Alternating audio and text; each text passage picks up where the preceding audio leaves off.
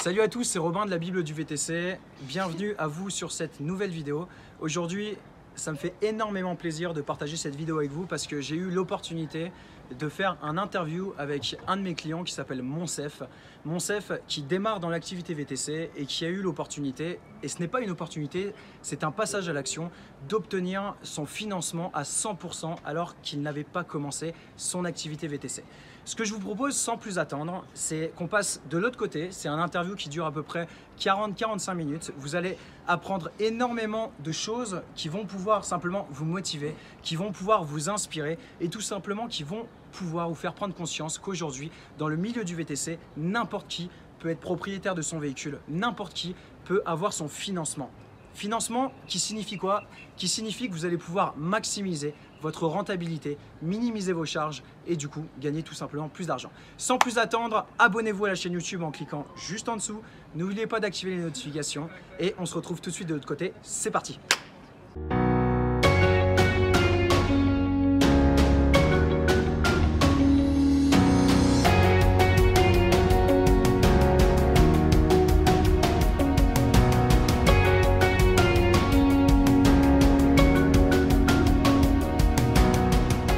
Bonsoir à tous les amis, j'espère que vous allez bien. Donc ce que je vous propose, sans trop perdre de temps, tout simplement, c'est qu'on commence. Donc écoute Monsef, je vais tout simplement t'inviter à te présenter, nous parler un petit peu de toi, qui tu es, ta situation familiale, un petit peu ton parcours, d'où tu viens, qu'est-ce que tu as fait, pourquoi voilà, après tu nous expliqueras pourquoi tu t'es intéressé au métier VTC, mais dans un premier temps, une petite présentation. Donc je te laisse la parole. Bon, bonjour tout le monde, bonjour tout le groupe. Je m'appelle Monsef, j'ai 47 ans, donc je suis pas de la prime jeunesse. Et puis, je suis comment dirais-je, je suis marié, j'ai 2 enfants. Mon parcours professionnel, c'est que j'ai travaillé un petit peu comme au début comme vendeur, et puis ensuite j'ai monté plusieurs sociétés. Dans les vidéoclubs, j'avais des vidéoclubs dans le temps. Et puis après, avec l'arrivée d'Internet, forcément, ça a été dur. La chute a été dure. J'ai eu du mal à me relever. Donc là, j'ai un petit travail. Enfin, j'arrive à payer mes charges, tout ça. J'ai un petit travail où je gagne le SMIC. Mais mon frigo est plein et je suis heureux. Donc, c'est le principal. Et je vous expliquerai pourquoi le SMIC, c'est important, mais c'est pas beaucoup quand on veut financer quelque chose. Voilà. Donc, pourquoi j'ai voulu faire VTC? C'est tout simplement parce que comme je suis commerçant, j'aime le contact avec les gens. J'ai voulu donc toujours garder mon travail, mais avoir quelque chose d'autre à côté qui me plaît et être mon propre patron et pas dépendre du patron pour avoir une augmentation. D'accord? Et à terme, bien sûr, me passer du patron, quoi, parce que c'est un peu l'objectif. Voilà, ça c'est mon pourquoi. Donc d'être libre, de faire à un moment donné ce que je veux et de dire ciao patron, c'était bien gentil, mais ton SMIC, j'en veux plus. Voilà, ça c'était un peu l'idée. Et puis alors maintenant, est-ce que tu veux qu'on passe au financement ou comment ça s'est passé, comment je l'ai eu? Alors, déjà avant ça, moi j'aurais quelques petites questions à te poser. Est-ce que tu peux aussi également nous parler du parcours professionnel et des différentes expériences professionnelles que tu as eues avant de te lancer sur le secteur d'activité VTC et voir s'il y a une corrélation, voir s'il y a un rapport avec ce secteur d'activité? En fait, comme je te disais, moi j'ai toujours eu l'esprit d'entrepreneuriat. J'étais vendeur et j'étais gérant de plusieurs vidéoclubs. Tu sais, dans le temps, il y avait des distributeurs automatiques de DVD, de cassettes. Il y avait, c'est comment ça s'appelait, Cinébanque, tout ça, etc. Donc, je faisais partie des premiers. J'ai bien évolué. J'avais plusieurs boutiques. Et donc, j'aime ce contact avec les gens. Et puis, j'aime conduire aussi. Donc, c'est ce qui fait que, voilà, j'en suis arrivé là. Donc, après, moi, ce que je fais dans ma vie, c'est que je relève des compteurs d'électricité et de gaz pour une société prestataire de services d'EDF. Donc, bonjour monsieur, bonjour madame, je viens relever votre compteur. Donc ça, j'aime bien parce que je ne suis pas enfermé dans un bureau, je suis libre, je gère mes horaires. Et c'est ce qui va me permettre aussi d'avoir une activité complémentaire. Je cherchais ça depuis longtemps et avec le VTC, j'ai trouvé. Voilà. D'accord.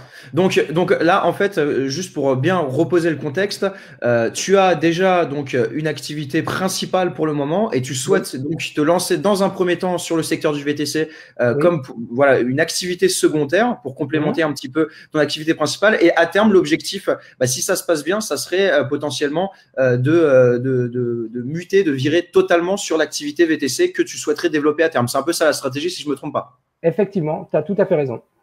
Ok, super. Donc génial. Bon, bah, je pense que c'est assez clair. Notamment, les amis, hein, si vous avez des questions, n'hésitez pas à les poser dans les commentaires. On va vous y répondre avec grand plaisir. Donc, cette interview, moi, je voulais vraiment le faire avec toi parce que déjà, voilà, avec tous les échanges qu'on a eus, ils étaient tous de qualité. Donc, pouvoir collaborer, pouvoir travailler avec des personnes qui sont motivées et motivantes, c'est super, super agréable. Merci. Et donc, comme l'indiquait le titre de cette vidéo, c'est que Monsef, aujourd'hui, comme tu le sais, il y a énormément de problématiques de rentabilité sur le secteur d'activité du VTC pour plusieurs raisons. Aujourd'hui, la plupart des acteurs ont du mal à gagner leur vie dans le VTC. Premièrement, parce qu'elles travaillent sur applications. On le sait, travailler sur les applications, c'est des courses qui sont potentiellement mal payées avec une commission qui est importante. Donc ça, c'est un des premiers critères qui est la finalité, qui est la résultante du mécontentement global aujourd'hui du marché VTC. Maintenant, la deuxième chose qui pose énormément de problèmes, parce qu'il y a encore beaucoup de personnes qui font une erreur à ce niveau-là, c'est qu'elles pensent uniquement chiffre d'affaires, chiffre d'affaires, chiffre d'affaires. Or, avant de penser chiffre d'affaires, le point le plus important, que ce soit dans le domaine du VTC ou dans n'importe quel secteur d'activité, pour un chef d'entreprise, avant de penser chiffre d'affaires, il va devoir penser à optimiser les coûts et optimiser les charges de sa société.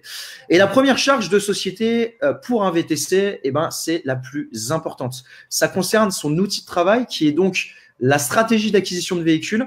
Et c'est là où je mets un point d'honneur un gros point d'honneur, si je puis dire. Et c'est pour ça que je souhaitais faire cette interview avec toi. Parce qu'aujourd'hui, il y a encore énormément de VTC qui, malheureusement, ont les croyances limitantes qu'il n'est pas possible aujourd'hui d'avoir un crédit bancaire. Donc, il y en a beaucoup, on est bien d'accord, qui n'ont pas les moyens lorsqu'ils se lancent d'acheter un véhicule comptant entre 15 et 20 000 euros. Et c'est bien normal, on est d'accord. Nous-mêmes, quand on s'est lancé avec notre société de transport, on n'avait pas cet argent. Donc, c'est normal que ce soit un frein. Et donc, la deuxième option, quand on n'a pas l'argent, c'est une autre option, ça peut être le financement bancaire. Et malheureusement, il y a une énorme croyance limitante sur notre secteur d'activité qui fait que la plupart des VTC aujourd'hui pensent que les banques ne financent pas les VTC. Or, et là maintenant je vais te redonner la parole parce que tu es l'exemple type, vu ce que tu vas nous expliquer, que c'est une totale croyance limitante, que c'est absolument faux, et qu'aujourd'hui tu vas nous parler également de ta stratégie et tu vas nous parler de pourquoi tu as opté pour un crédit bancaire, stratégiquement parlant.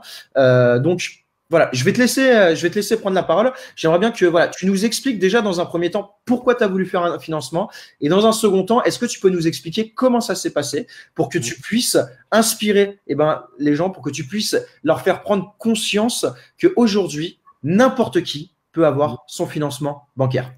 D'accord. Écoute, c'est simple. Moi, j'ai des amis qui font VTC et notamment quelques-uns qui roulent en grosse berline et qui me disaient, écoute, ouais, vas-y, lance-toi dans le VTC, etc. Tu vas voir que tu vas faire beaucoup d'argent. C'est bien, tout ça, etc. Et donc, moi, après, quand j'allais sur les forums, je regardais les forums et je voyais qu'en fait, il y a tout le monde qui se plaignait que on gagne 4 € de l'heure, tout ça, etc., que c'est un métier tout pourri et tout. Alors moi, j'avais les deux sons de cloche.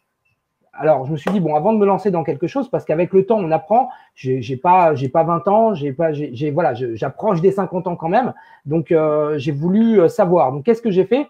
J'ai cherché, j'ai trouvé cette formation que tu mets en vente, que tu mets en ligne, qui est propulsée. J'ai dit, allez, combien ça va me coûter de savoir si je veux le faire ou pas? Eh ben, j'ai payé cette formation et j'ai tout compris. J'ai tout compris et surtout, ça m'a évité de faire les erreurs. Les erreurs, bon, on la connaît, surtout avec ce que je vois là en ce moment avec VP Cab ou ce que tu veux. C'est-à-dire que, et ce que me disaient aussi les gars que je connais qui sont en Berlin, ils m'ont dit, écoute, vas-y, commence par louer, comme ça tu verras comment ça se passe dans le métier et puis tu verras si tu veux ou pas.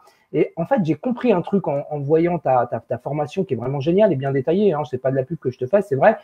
C'est que j'ai vu qu'il faut réduire les coûts au maximum, surtout au début. Si on s'engage avec une location, on s'engage pour 6 mois, 1 an, on le paye tellement cher et toutes les charges qui vont avec, on s'en sort pas. Et c'est normal qu'après, on croit qu'on est rémunéré que 4 € ou 5 €.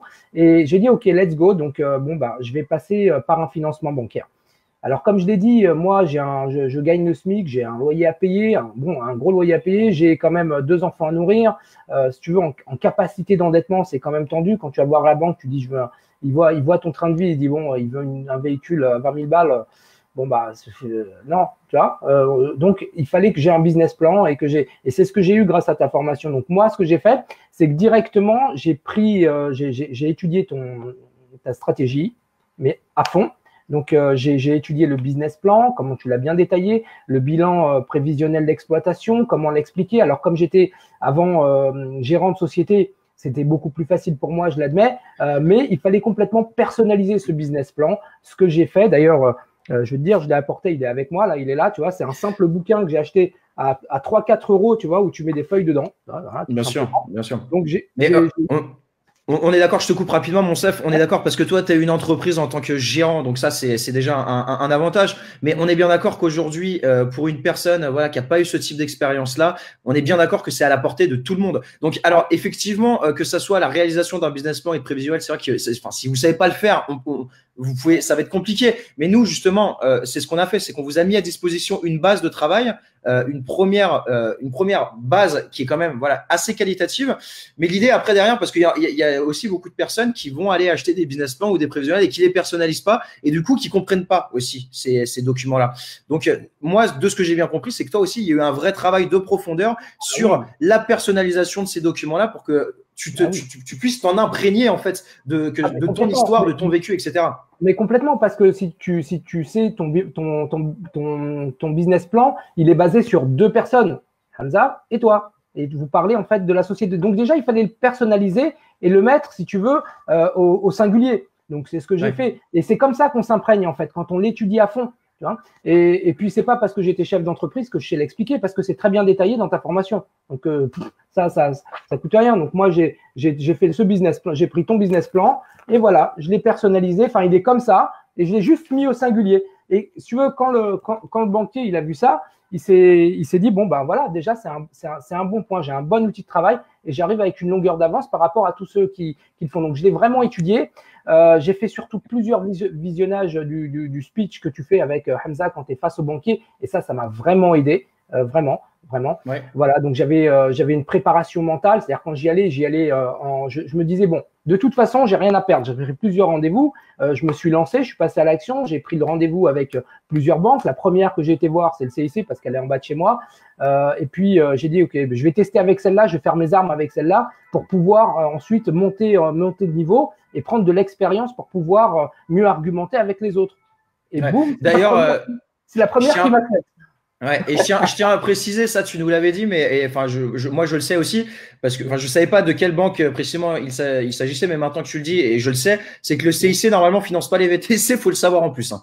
Ouais, c'est ce qu'ils m'ont dit après. Donc voilà, donc premier jour, donc j'arrive, business plan, prévisionnel d'exploitation en main, rendez-vous avec le directeur d'agence, rendez-vous avec le commercial en même temps. Je commence un petit peu à expliquer mon parcours professionnel, d'où je viens, ce que je fais, etc. Et surtout ce que j'ai envie de faire. Donc, il m'écoute à moitié, j'ai l'impression. Et puis, petit à petit, si tu veux, déjà, j'y suis allé quand même. Bon, bonne présentation, bien entendu, tu vois, beau gosse, voilà, parfumé, bien habillé. C'est-à-dire que quand même, je dégageais une image de quelqu'un de sérieux qui sait ce qu'il veut. Donc déjà, en même temps, je pense que c'est ce qu'il faut faire. C'est hyper important. Faire là-dessus, hein, quand même. Hein. C'est un détail, mais l'image, c'est hyper important, important. C'est montrer tout de suite en une seconde claque que vous montrez que vous êtes pro, quoi. On n'a jamais 2 fois l'occasion de faire une première bonne impression. Donc, exactement. Le truc, c'est que donc j'y suis allé et petit à petit, si tu veux, il s'est approprié le business plan, il a commencé à feuilleter, il a commencé à regarder, il a dit attends, c'est sérieux, tout ça, il m'a posé des questions dessus, il avait l'air intéressé. Il a émis des objections. Tu vois, le bonhomme, il me disait voilà, pourquoi, comment vous comptez développer, etc. Donc, j'avais vraiment toutes les réponses parce que j'avais étudié le business plan et vu ton speech. Voilà comment ça s'est passé. Et puis, donc, sur la fin, il m'a dit écoutez, voilà, donc vous voulez un financement de 20 000 euros. Écoutez, au vu de ce que vous me présentez, alors attends, le mec n'a même pas vu le prévisionnel d'exploitation. C'est-à-dire, j'ai même pas eu à lui expliquer. Je l'avais avec moi. Hein. Il n'a même pas regardé, il t'a même pas posé de questions sur le prévisionnel. C'est dingue, c'est ouf. Et comme quoi, c'est une question de feeling, c'est-à-dire que quand le courant passe, après, je l'ai su parce que dans ta formation, tu le dis, c'est-à-dire que les directeurs de banque, ils ont une délégation, ils savent que jusqu'à une certaine somme, ils peuvent prendre la décision sans en référer à leur supérieur. Donc, il fallait jouer aussi, tu vois, cette synchronicité, être en phase avec la personne qu'on a en face de soi. Si le feeling y passe, bien souvent, eh ben, tout passe. Bien sûr. Donc d'ailleurs, en plus, on va en profiter pour répondre à la question d'Anselme, qui nous dit que déjà qu'il te félicite pour ton financement et il demandait justement si tu avais présenté les 3 prévisionnels ou le moyen suffisait. Donc bon, bah, en l'occurrence, tu viens de répondre puisque tu as tellement dégagé une image professionnelle en quelques minutes en présentant un petit peu la stratégie, en présentant ton pitch, qu'ils n'ont même pas eu à étudier. Alors ça, franchement, je tiens à te dire encore félicitations parce que c'est la première fois et je peux te dire que des banques j'en ai fait et des clients j'en ai accompagné et c'est la première fois que j'entends ça, que le banquier regarde même pas les prévisionnels, donc c'est que vraiment tu as dû assurer, bravo à toi. Merci. Et donc, je reviens juste sur le coût du SMIC parce qu'il y en a, je sais, il y en a qui sont au chômage. Je sais qu'il y en a où c'est dur pour eux. Je veux dire, le sésame, quand même, les gars, quand on veut y aller, c'est d'avoir un métier, même si on a un métier tout pourri, essayez d'avoir un CDI, d'accord? Parce que ça, c'est important, même pour le banquier, même si vous êtes au SMIC, ça prouve que vous engagez dans le travail. Et lui, il voit bien que c'est un travail tout pourri, mais que si vous le faites, c'est que vous êtes, comment dire, c'est qu'en tout cas, on est sérieux, d'accord? Et qu'on veut quelque chose dans la vie. On veut pas gagner le RSA ou s'accrocher à la société. On travaille, bien sûr. On participe, et même si on n'a que le SMIC et qu'on est père de 2 enfants et qu'on a beaucoup de charges, lui, il n'a pas vu ça. Il a vu ce que je veux faire. Et c'est ce que je lui ai montré. Et il a accepté. Ouais, bien sûr. Non, mais c'est logique de toute façon quand on présente les choses comme ça. Après, il faut savoir que c'est encore un plus de pouvoir montrer un SMIC parce que c'est une certaine responsabilité. Voilà, ça va dégager forcément une image de professionnalisme et de sécurité pour le banquier. Maintenant, nous, quand on a eu notre financement et j'ai beaucoup de clients qui ont eu leur financement, ils sont au chômage ou même des étudiants qui ont pu obtenir leur crédit, tout simplement parce qu'ils sont arrivés en présentant un dossier hyper solide, un business plan qui était personnalisé, qui était travaillé, des prévisionnels qui étaient travaillés. Donc là, pour le coup, ils leur ont quand même posé des questions à ce niveau-là. Du coup, je vais rebondir également sur la question d'Anselme où il demande quelles sont les questions entre guillemets pièges qui t'ont posé le plus problème pendant le rendez-vous. Donc, quels sont le type de questions qui t'ont posé pendant ce rendez-vous-là? Par exemple, ils m'ont dit, écoutez, moi, le directeur, il m'a dit, bon, alors sachez qu'on ne finance pas les VTC. Déjà, ça commençait un peu mal quand même. Et il me dit, moi, j'ai pas mal de VTC qui sont dans le rouge, qui ont du mal à s'en sortir. Et franchement, je suis sceptique quant à ce métier, tatati, tatata. Et je lui dis oui. Alors justement, ça, c'était une objection. Je lui dis oui, je comprends parfaitement, mais parce qu'ils se sont pas formés. Ils n'ont pas compris, ils se sont lancés dans le métier, tête baissée. Ils ont dit VTC et puis ils sont partis. Ils n'ont pas pris le temps d'étudier. Et c'est vraiment un métier à étudier parce que quand on est nouveau, c'est comme tout. Si je veux me lancer dans un nouveau métier, même si je suis futé dans ce que je fais et je suis fort dans mon domaine d'activité, si je veux changer de domaine d'activité et que j'y connais rien, et qu'en plus je vais être professionnel et monter une structure, mais c'est inévitable, on se plante. Ouais. Tandis que si on se forme avant, on connaît déjà les pièges. On sait ce qu'il faut faire et surtout ce qu'il ne faut pas faire. Et donc, quand il m'a posé ces questions-là, je lui ai dit, écoutez, ces VTC-là que vous avez, dites-moi, est-ce qu'ils sont propriétaires de leur véhicule? Est-ce qu'ils sont locataires? Est-ce qu'ils ont un leasing auprès d'un… Ou est-ce qu'ils ont fait un crédit chez vous? Alors, il m'a dit, ils ont tous pris des leasings. Ouais.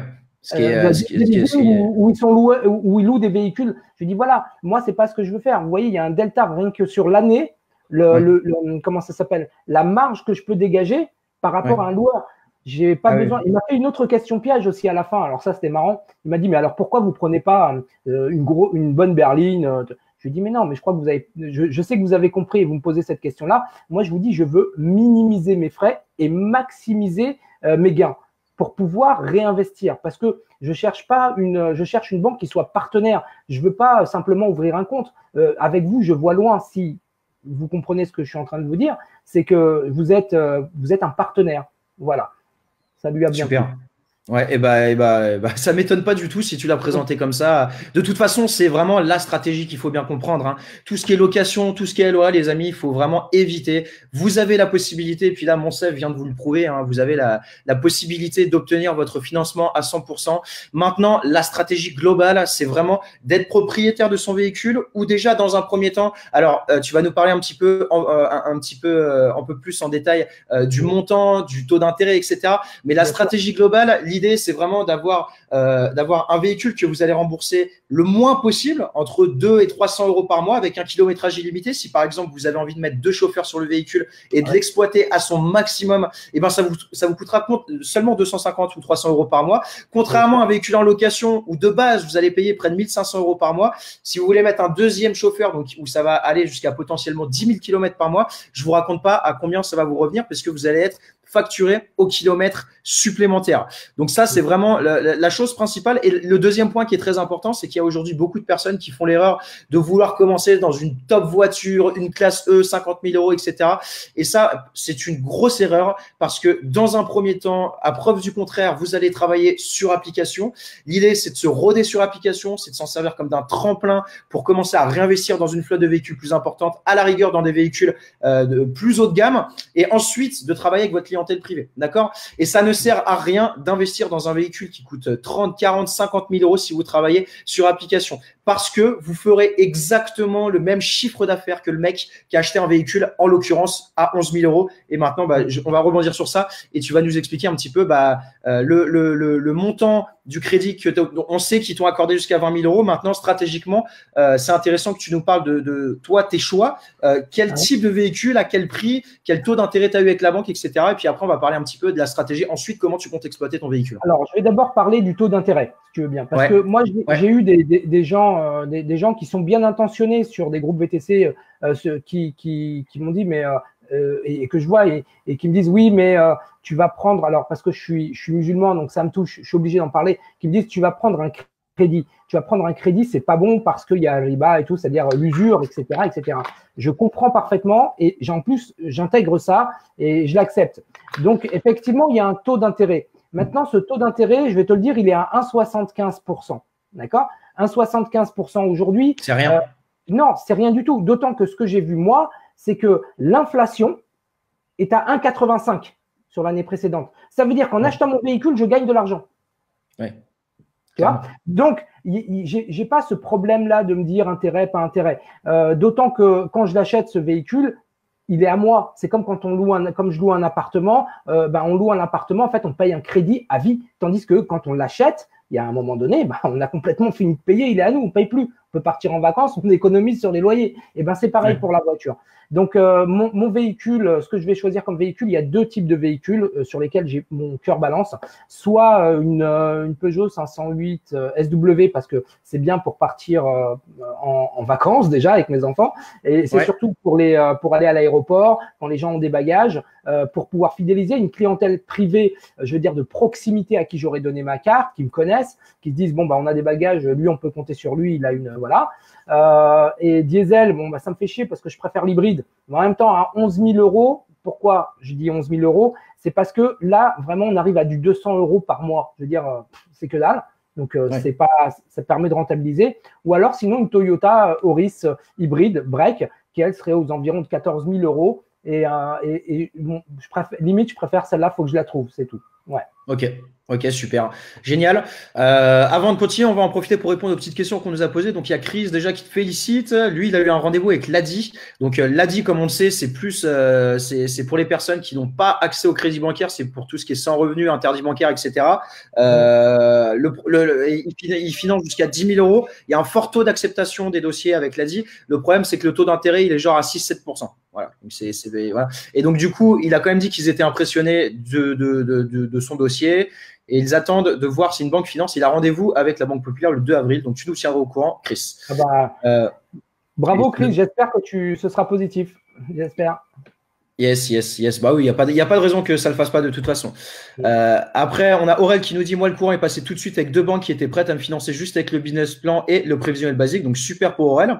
Super. Et on a Marthe donc, qui nous pose une question. Donc, bravo. Dans mon cas, ça fait 6 mois que j'exerce en location. Je n'ai pas un autre boulot. J'ai juste un contrat avec une société internationale. Quel conseil me donnez-vous pour rencontrer un banquier? Alors, ça peut être un exercice intéressant. Bah, écoute, Monsef, et je suis sûr que tu sauras très bien le faire. Je te laisse lui répondre et lui donner des recommandations, parce que je suis sûr que tu sauras lui donner les mêmes que moi. Alors, de mon point de vue, alors ce qui est bien, c'est que déjà, Marc, toi, tu es dans le métier, moi, j'y suis pas encore. Donc, toute la partie pratique, tu la connais. Ça, c'est une bonne chose. Maintenant, en termes stratégiques, je pense que tu as une carte à jouer. C'est un CV, le fait que tu travailles depuis plus de 6 mois dans ce métier-là, ça veut dire que tu connais le métier. Et si tu es capable de rembourser une location à un prix pareil, tu vas être largement capable de rembourser un petit crédit, tu vois, tout pourri, on va dire, hein, par rapport à ce que tu payes. En plus, si tu as la possibilité de capitaliser une somme tous les mois, c'est-à-dire tu vas auprès de ta banque ou d'une autre banque, comme tu veux, ou celle que tu as choisie, tu vois, tu vas pas demander le crédit tout de suite, tu vas juste créer un compte, d'accord, qui va être en fait un compte d'épargne sur lequel tu vas déposer une somme de 200, 300, 400 euros, comme tu peux, tous les mois. Et à partir de là, tu vas aller démarcher les banques. Si tu veux, tu auras déjà un petit capital en disant, voilà, moi j'ai ça, je veux développer ma société. Et voilà, tu expliques ton projet en expliquant que ça fait longtemps que tu fais ça, que tu as un petit capital et que tu veux acheter ton véhicule. Et à mon avis, ça va passer. Et bah, c'est exactement mot pour mot ce que j'aurais répondu, Marthe. Donc, il a tout dit. Si tu veux, le banquier va très, très rapidement comprendre que si tu as la capacité financière de rembourser une location à 1 200 ou 1 500 euros, bah, il y aura aucun problème pour que tu aies la capacité financière pour rembourser un crédit entre 200 et 300 euros par mois. Donc, en plus, Monsef, toi, en l'occurrence, vu que tu vas opter pour un crédit et pour un véhicule d'approximativement 11 000 euros, c'est ça? Alors, soit 11 000 pour le diesel, le 508 SW, soit aux environs de 14 000 pour donc la Toyota Yaris Touring Sport. Ouais. Ok, et tu as demandé un crédit sur 5 ans? Ouais, 60 mois, ouais. Ouais, ok. Donc là, bah, en l'occurrence, j'ai pas le chiffre précis en tête, mais tu vas rembourser ton véhicule aux alentours de 200 euros par mois. Tout à fait, 200 euros pour les 11 000, 240 ou 250 pour la Auris, mais c'est pas grave parce qu'il y a moins d'entretien sur une Auris et ça consomme moins. Donc au final, ouais. Bah oui, bien sûr.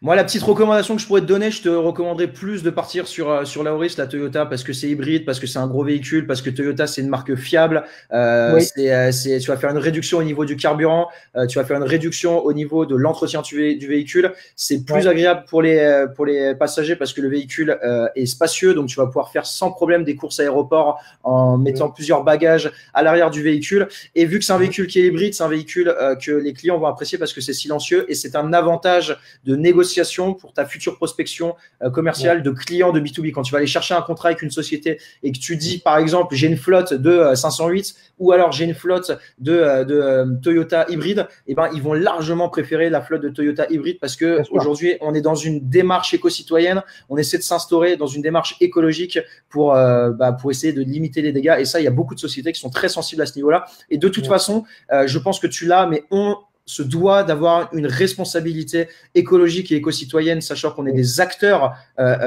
très importants, puisque le transport de personnes, je veux dire, il y a quand même un impact directement sur la pollution, sur la couche d'ozone, sur l'effet de gaz, la couche d'ozone à effet de gaz et effet de serre. Toutes ces choses-là, c'est des choses qui sont importantes. Il faut avoir cette prise de conscience quand on est sur le secteur du transport de personnes. Et si on peut, à notre manière, pouvoir justement s'instaurer dans cette démarche éco-citoyenne. Je pense que de 1, c'est bien pour la planète, c'est bien de le faire. Et de 2, stratégiquement parlant, c'est intéressant. D'autant plus que si tu investis après dans des véhicules hybrides et électriques, tu peux avoir des aides de l'État et des aides des applications aussi. Donc c'est quelque chose. Donc c'est Bien sûr, il y a une logique économique et écologique, ouais, tout à fait. De toute façon, mon cœur balance pour la Auris, hein, donc il n'y a pas de. Mais j'écoute tes conseils et c'est ce que je vais faire de toute façon. Yes. Alors, on a une autre question de Tom qui nous demande. Il nous demande comment obtenir le business plan. Bon, ça, je lui répondrai plus tard, il n'y a pas de souci. Alors, Anselme qui demande, tu as apporté combien en capital social? Très bonne question. Alors, c'est une bonne question parce que au début, je voulais faire une SASU. Après, j'ai préféré garder mon travail et donc je vais être en auto-entrepreneur. Donc, si tu veux, en capital, moi, j'ai 1 000 euros, tu vois, c'est rien du tout. 1 000 euros de capital. Tu vois. D'accord. Donc, voilà, c'est tout. Moi, je suis arrivé avec 1 000 euros, tout simplement. Ok, bah nickel, super. Voilà, au moins c'est clair.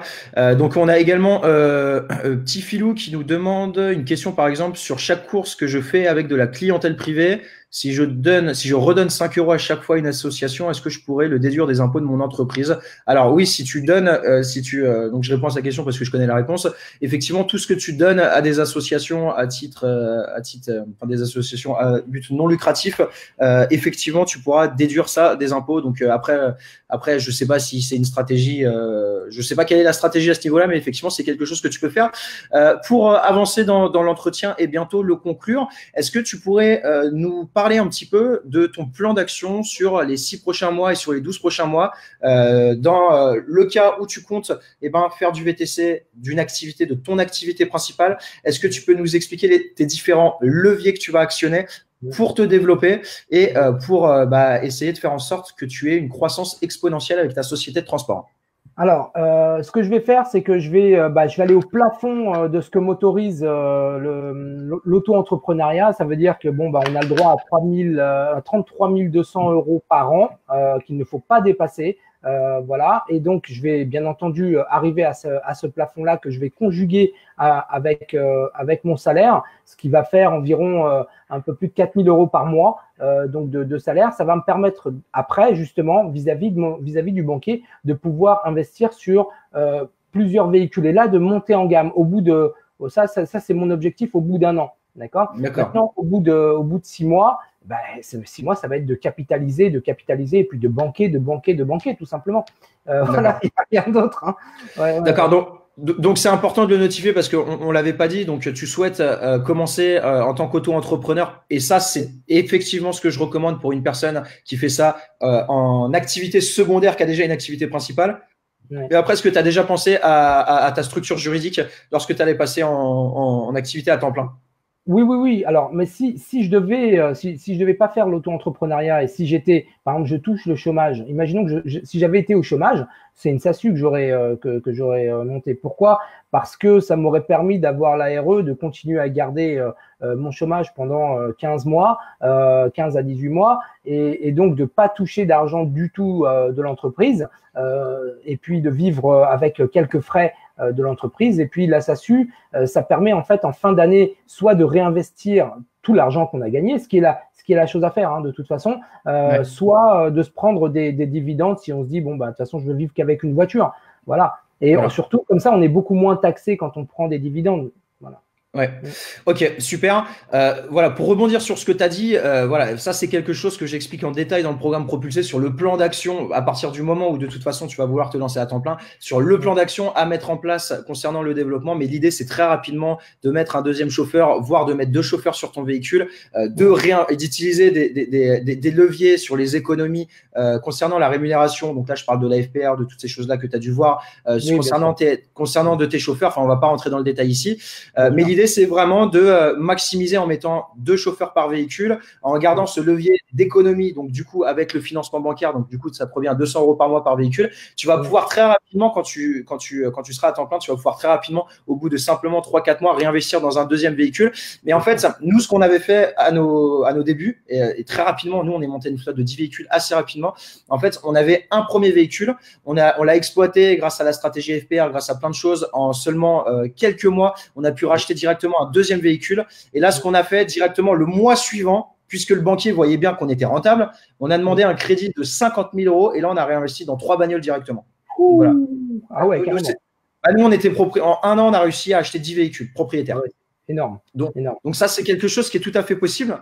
C'est quelque chose qui est tout à fait possible. Maintenant, voilà, il y a différentes actions et différents leviers à actionner justement pour y arriver. Et c'est bien que tu commences dans un premier temps comme ça en tant qu'auto-entrepreneur où tu limites vraiment les risques en faisant ça en parallèle de ton activité principale. Mais là où tu vas voir que tu vas pouvoir te développer assez rapidement, ensuite, tu pourras vraiment passer à la seconde et puis booster clairement ton développement.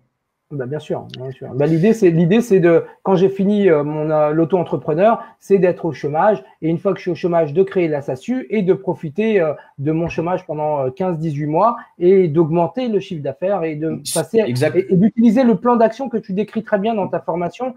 C'est tout simplement génial. Moi, je te le dis pas pour tirer les pompes, mais c'est vrai que tout est bien détaillé, tout est carré, tu as plusieurs plans d'action. Et je te remercie pour le travail que vous avez fait. Alors, vous gagnez, alors je vais le dire parce que je suis obligé de le dire, vous gagnez de l'argent avec ça. C'est bien. Tant mieux parce que tout le but de toute entreprise, la finalité, ça reste quand même d'être rentable et de gagner de l'argent. Je veux dire, on ne fait pas ça pour rien. Mais en contrepartie, ce que vous apportez, la valeur ajoutée que vous apportez, elle est bien supérieure à ce que j'ai payé. D'autant qu'en plus, on peut moi, je vais me la faire rembourser puisque voilà, c'est une formation qui peut se faire rembourser par l'État. Donc, pourquoi ne pas en profiter, voilà. Non, mais c'est clair. Après, de toute façon, il faut bien comprendre que comme dans tout business, comme dans toute entreprise, l'idée, c'est vraiment avec ses clients, tout simplement, de créer une relation gagnant-gagnant. Donc, nous, on vous propose un service que vous payez qui va vous offrir un retour sur investissement par la suite. Et c'est l'idée. Et puis après, il faut savoir qu'aujourd'hui, l'argent qu'on gagne avec cette formation, aujourd'hui, la plupart est réinvesti dans nos équipes pour qu'on puisse vous accompagner au mieux. On recrute des développeurs pour vos sites internet, on recrute des personnes pour le service après-vente, pour le support, pour l'accompagnement, etc. Donc l'idée aujourd'hui, nous, notre objectif, c'est vraiment de pouvoir vous proposer un accompagnement global pour que vous puissiez tous réussir. Voilà, c'est un peu, on capitalise vraiment là-dessus. On n'était pas obligé de le faire, mais c'est ce qu'on veut vraiment, comme les immersions qu'on va créer, j'en ai déjà parlé, les événements physiques, on va vous inviter, enfin plein de choses comme ça qui vont être super. Voilà. Il y a Vali qui pose une petite question, qui est une très bonne question. Que pensez-vous d'avoir un véhicule tout électrique parce qu'il n'y a pas d'entretien? Est-ce que ça peut être stratégique? Alors Vali, ça peut être stratégique, mais pour moi, c'est encore compliqué parce que les infrastructures proposées, par exemple, dans une ville comme Paris, sont encore insuffisantes pour pouvoir recharger ton véhicule de manière totalement indépendante. Donc à ce niveau-là, pour moi, il y a quand même une petite limite. Ensuite, on a une autre question. On nous demande quelles sont les aides de l'État pour un véhicule hybride. Donc ça, je vous partagerai sur le groupe un listing de toutes les aides, les subventions que vous pouvez toucher à ce niveau-là. Alors, ensuite, on a une autre question. Donc, si j'ai bien compris, Robin, je prends d'abord un crédit en banque et je peux rajouter avec l'ADI pour les frais de fonctionnement. Alors non, c'est pas tout à fait ça. C'est soit tu fais un crédit à la banque, soit tu fais un crédit à l'ADI. C'est toi qui choisis. On va plutôt vous recommander le crédit bancaire parce que le taux d'intérêt, enfin déjà, c'est pas limité à 10 000 euros et le taux d'intérêt est largement moins élevé. Là où l'ADI, c'est un petit peu plus élevé. Voilà. Ensuite, on a une autre question. Donc, pour les auto-entrepreneurs, le plafond est passé à 72 000 euros de mémoire. Donc, il est passé à 72 000 euros, mais en fait, quand tu passes les 33 250 euros, après, tu es assujetti à la TVA, c'est tout. Voilà. Mais du coup, c'est très bien de commencer comme ça. Après, ce qu'il faut bien comprendre, c'est que c'est, selon moi, indispensable très rapidement quand vous commencez à faire du chiffre. L'idée, c'est si vous faites plus de 15 heures par semaine dans le transport, il faut créer une société type société morale, SAS ou SARL, parce que vous allez perdre de l'argent. Il y a tellement de leviers d'optimisation fiscale et juridique que vous pouvez faire avec une société morale que vous ne pouvez pas faire avec un statut auto-entrepreneur. Et avec un statut auto-entrepreneur, vous ne pourrez pas obtenir des clients privés, vous serez limité à plusieurs niveaux parce que lorsque vous signez un contrat avec une société, ils vont vous demander votre cabis et s'ils voient que vous êtes auto-entrepreneur, je peux vous assurer que ce sera mort. Et si est-ce que je peux ajouter un truc ou pas Bien sûr, je t'en prie, vas-y. Bien sûr. Ok, alors c'est une bonne question, le fait d'aller jusqu'à 72 000 euros. Dans les services, en fait, on va jusqu'à 33 200 euros. Au-delà, tu l'as bien précisé, on est assujetti à la TVA. Ça veut dire quoi? Concrètement, ça veut dire qu'il faut tenir des comptes. Ça veut dire que là, on doit avoir un comptable, il faut sortir des bilans. Et c'est pas top, en fait, tout ça, c'est de l'enfumage. Au-delà de 33 200 euros, de toute façon, il faut passer en SASU ou en SARL comme on veut, mais il ne faut pas rester en auto-entrepreneur parce que il y a plus aucun avantage, quoi. Il n'y a plus aucun avantage. Voilà. Ouais. Il y a Rachid qui nous demande quelle ration de marge nette minimum pour que l'activité soit rentable. Donc, si je traduis ta question, Rachid, c'est tu fais combien de chiffres pour être rentable? Alors, en gros, pour faire simple, parce que moi, les chiffres, je les connais puisqu'on a plus de 1000 clients en comptabilité et qu'on analyse un petit peu la situation de chacun. Aujourd'hui, si, comme Monsef, vous êtes propriétaire de votre véhicule, et vous vous remboursez entre 200 et 300 euros par mois, que vous avez actionné plusieurs leviers d'optimisation des coûts, et en parallèle que vous essayez de maximiser un petit peu votre chiffre. Mais on va dire qu'avec même 4 000 euros de chiffre d'affaires, aujourd'hui, si vous avez vraiment bien optimisé tous les coûts de votre structure, vous allez pouvoir vous dégager minimum 2 500 euros par mois dans votre poche à la fin du mois. Après, il y a plusieurs optimisations qui vont se faire concernant la rémunération, parce que quand tu passeras en société morale, Monsef, tu verras que dans et je pense que tu le sais déjà parce que tu as déjà été gérant, mais dans notre pays merveilleux qui est la France, on se fait exploser la tête sur les charges sociales quand tu te reverses un salaire. Donc, tu as 3 possibilités aujourd'hui quand tu génères du chiffre, quand tu as de l'argent dans ta boîte pour les récupérer, il y a 3 solutions. La première, c'est le salaire. Donc, si tu es en SAS, c'est 82% de charges sociales sur ton salaire, donc tu te fais ouvrir. Si c'est 2 000 euros de salaire, coût employeur 3 700 euros. La SARL, ça va être 46%, donc c'est plus optimisé si on veut se verser un salaire. La SAS est optimisée dans le cas de Monsef. Lorsqu'il va créer, donc du coup, sa société, il aura le chômage pendant 1 ou 2 ans. Donc, du coup, il n'aura pas besoin de se verser de salaire puisque c'est le chômage qui va payer sa vie. Donc, ce qu'il va faire, c'est qu'il va non pas se reverser un salaire, la première option, c'est qu'il va utiliser la deuxième option de rémunération qui est le reversement de dividendes à la fin de l'année. Et le reversement de dividendes qui est très adapté avec le statut SAS, qui est à peu près en gros à 15% jusqu'à grosso modo 30 000 euros de dividendes et après qui passe à 30% pour au-delà. Mais c'est aujourd'hui le plus adapté et ce qui permet de faire une économie très intéressante intéressante sur la rémunération. Et la troisième chose, c'est quand tu es en société morale, il y a énormément de choses dans ta vie personnelle que tu peux faire passer en charge de société. Tu peux faire passer une partie de ton loyer, tu peux payer Internet, EDF, tu peux payer tes frais de transport, tu peux payer la nourriture, tu peux payer des voyages, il faut simplement justifier que c'est à titre professionnel, mais c'est toujours facile de justifier. Tu peux payer des ordinateurs, des téléphones, etc. Tout ça, en fait, il y a énormément de choses de ta vie personnelle que tu dépenses chaque jour que tu vas pouvoir faire basculer en charge de société. De 1, tu vas pouvoir donc éviter de te verser un salaire, donc c'est une grosse économie. De 2, tu vas pouvoir récupérer la TVA, donc tu gagnes 20% sur chaque dépense que tu auras avec ta société. Et de 3, vu que c'est une charge de société, tu vas réduire ta base imposable à la fin de l'année, donc tu vas réduire ton net imposable. Ça veut dire que tu auras moins d'impôts sur les sociétés et sur tes bénéfices à la fin de l'année. L'idée, c'est les premières années, l'idée, c'est de laisser quasiment que dalle en bénéfices pour ne pas payer trop d'impôts en fait. Donc tout ça, voilà, c'est des choses qu'on pourra vous expliquer plus en détail. Donc j'espère avoir répondu à ta question, Rachid. On va reprendre voilà, une ou deux questions parce que ça commence à faire un petit peu long. Il y a Moa qui nous demande le recrutement des chauffeurs, les avantages et les inconvénients. Donc d'ailleurs, tiens, c'est une question. Monsef, est-ce que tu as déjà réfléchi à ta future stratégie de recrutement? Alors oui, le recrutement, moi au début, donc avant de faire l'auto-entrepreneur, j'étais parti sur l'idée de faire une SASU et puis directement. Donc, j'avais réfléchi à ça. La première chose, c'est que j'ai vu avec les assurances que, il faut soit on a une assurance flotte, parce que ça aussi c'est important, soit le conducteur prend une assurance à son compte, sauf la RC Pro, la RC Pro et donc une assurance transport de personnes. Donc, l'idée, c'est d'avoir quelqu'un qui a une assurance transport de personnes, qui a sa société, et je le rémunère un pourcentage du chiffre d'affaires. Tout à fait. Oui, tout à fait. Bien sûr. Alors, il y a deux options principales aujourd'hui pour travailler et recruter des chauffeurs. La première, c'est soit vous les salariés. Donc, il faut savoir que le problème, c'est que, comme je l'expliquais précédemment, c'est qu'il y a des charges sociales. Et voilà, il faut savoir que vous pouvez potentiellement être assujetti à des problèmes si ça se passe mal avec le chauffeur. Donc, soit les salariés, soit vous faites ce que Monsef vient de vous expliquer, c'est que vous faites du coup de la sous-traitance avec un autre chauffeur où vous lui mettez à disposition le véhicule, vous prenez à charge toutes les charges du véhicule, enfin toutes les charges liées justement à son activité. Et lui, simplement, on lui demande de faire un chiffre d'affaires et on va le rémunérer sur le montant et du coup, on lui remet un pourcentage. Ouais. Voilà. On va prendre une dernière petite question. Donc, Marthe qui nous dit qu'il avait pris la formation machine à client, mais plongé dans les applications au début, impossible de suivre. Et le peu que j'ai pu suivre, sincèrement, les conseils m'ont aidé à sortir des applications. Je cherche juste à être propriétaire pour réduire les dépenses. Super, Marthe, tu es sur la bonne voie. En tout cas, avec du coup le programme machine à client, tu pourras t'émanciper des applications au fur et à mesure sans souci. Alors, pour clôturer cette interview, je vais reprendre. Donc, du coup, on a pu voir un petit peu d'où tu venais, pourquoi tu t'es lancé sur le VTC. Tu nous as parlé vraiment de la partie financement, de la partie véhicule.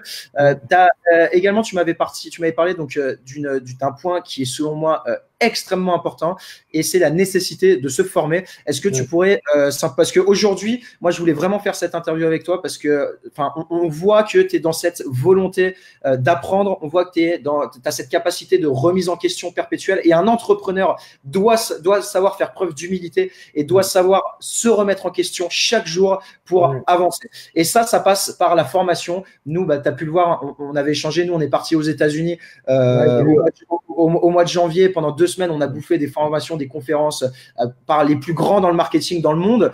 Et vraiment, c'est l'idée de toujours ne pas se reposer sur ses acquis, de toujours se former, continuer à apprendre, continuer à penser autrement, continuer à innover. Est-ce que tu pourrais nous parler un petit peu de ta vision à ce niveau-là? Alors, ma vision, elle est assez simple, comme je t'avais dit au début. Moi, ça ne me dérange pas de payer pour me former. Déjà, ça me permet de savoir si c'est ce que je veux faire ou pas. Et si c'est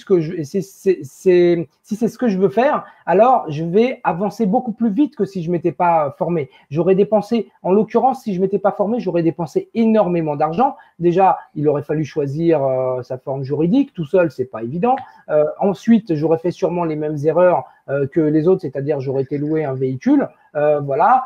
J'ai appris aussi le mindset, c'est-à-dire l'état d'esprit dans lequel il faut être pour y arriver. Et puis moi, j'ai un dicton que j'aime beaucoup, c'est-à-dire se former, ça coûte un peu, ça peut coûter cher.